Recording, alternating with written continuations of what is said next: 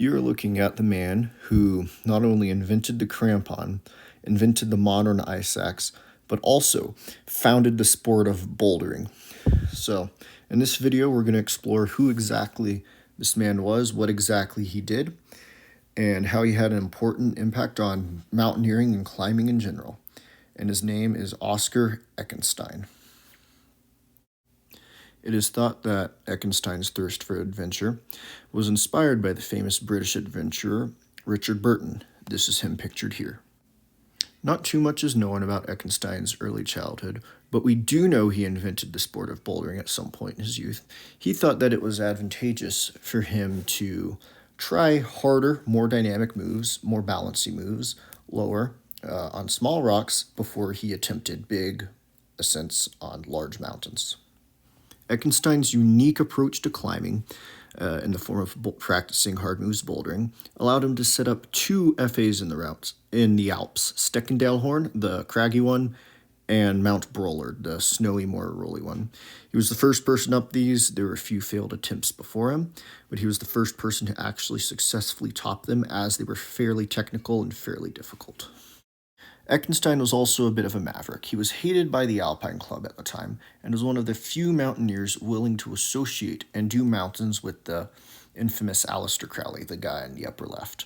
Aleister Crowley was a mystic and a mountaineer, and also into chess, and he spoke very, very highly of Eckenstein, saying that Eckenstein was the only person he knew able to do a one-arm pull-up.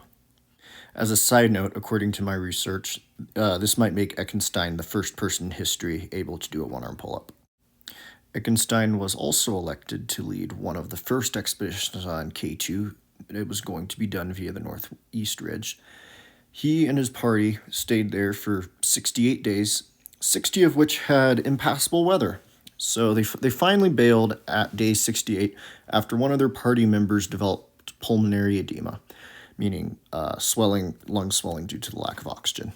As we mentioned earlier, Eckenstein is a bit of a maverick, which caused him to invent the short ice axe. This is a picture of an older ice axe. This is a longer one, about 86 centimeters in length. And being a railroad engineer, he decided that a new, shorter, sleeker, modern version would be beneficial to him.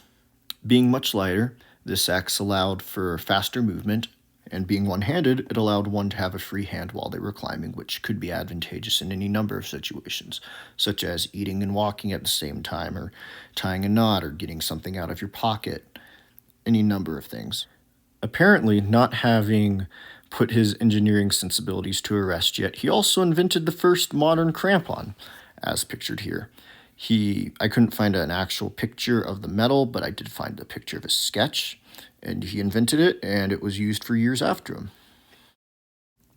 Eckenstein's belief in guideless expeditions, shorter ice axes, and his use of new crampons put him in conflict with the old mountaineers of the time, especially Martin Conway, which culminated in him leaving an expedition and hosting the first bouldering competition in Kashmir with a bunch of locals trying to ascend rocks.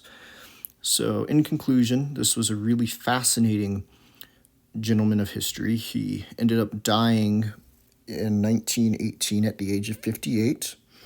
He had been married for 3 years at the time, I guess having finally decided to settle down after a lifetime of climbing and adventuring.